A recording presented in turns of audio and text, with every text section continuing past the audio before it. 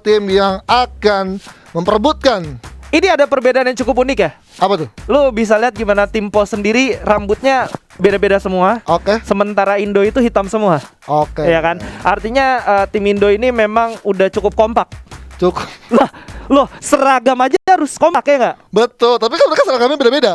Oh iya juga, tapi kan setidaknya rambutnya kompak gitu kan. Iya, Dan itu dari kita lahir. udah mulai masuk ke dalam gamenya. Ada satu hal yang harus kalian segani dari seorang As Mobile nih. As Mobile nih ngeri banget nih sama Magaming. Nah kan baru gua bilang dimana seorang gardu berhasil di take down begitu saja dan langsung dipulangkan ke lobby oleh seorang Ban.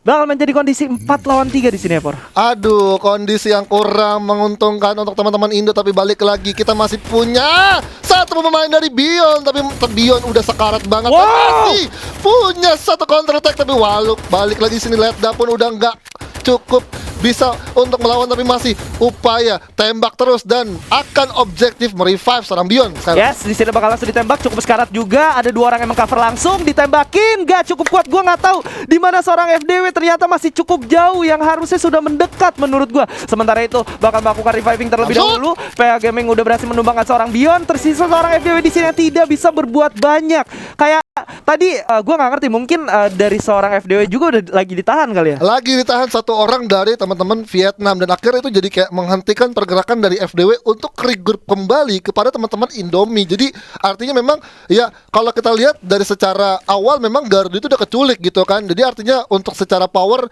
ya walaupun sebenarnya 3 orang ini masih cukup kuat, tapi balik lagi 4 pemain dari Vietnam tahu gitu. Oh ini udah satu orang kita udah take down. Kita mendingan langsung kompak aja ke satu titik tujuan yang memang kita lihat tadi, kita tonton memang ada yang carry gitu. Betul, dan kalau kita ngeliat tadi Gardu juga, ini menjadi PR buat Gardu sih menurut gua, dimana Gardu sendiri harus mengurang-urangi yang namanya terlalu cepat terkena down gitu.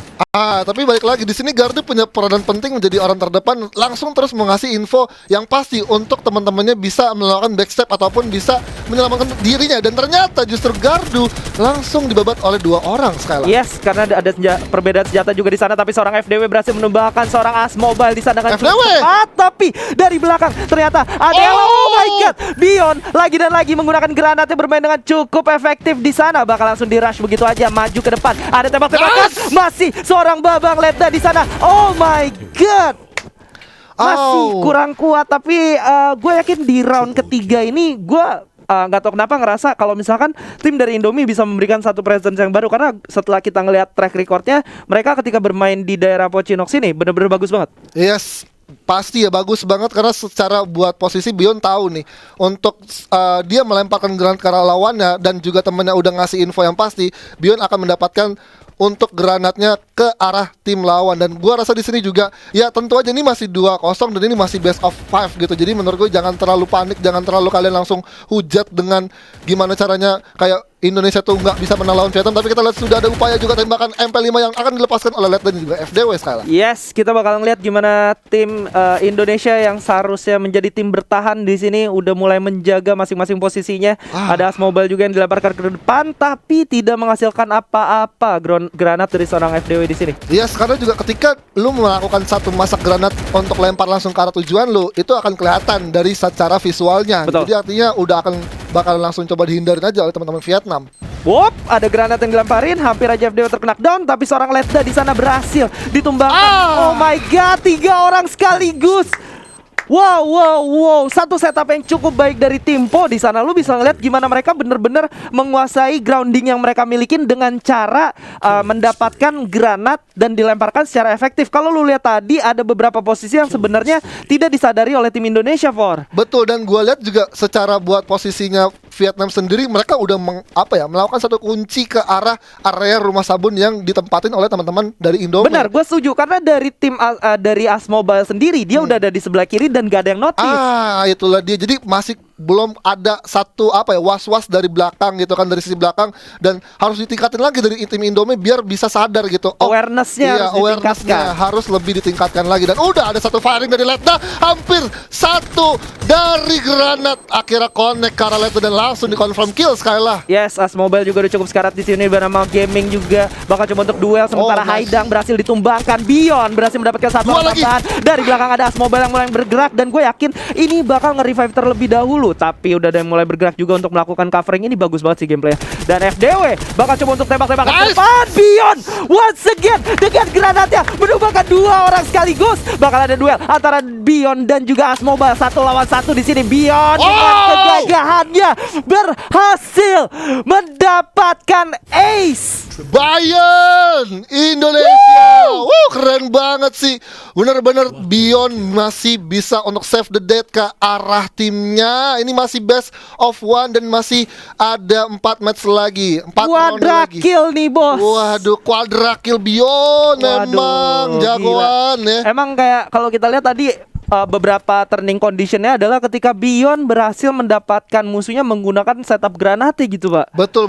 Itu kayak emang sebenarnya upaya FDW juga udah bagus gitu kan. Tadi memang posisinya dimiliki oleh seorang Vietnam dari tim Vietnam, tapi balik lagi FDW dengan 1 jumpsuitnya dengan PP5-nya langsung critical damage, dan itu jadi keuntungan buat Beyond. Bisa kayak ya udah, ternyata di atas itu udah diinfoin bahwa ada yang revive 2 orang gitu.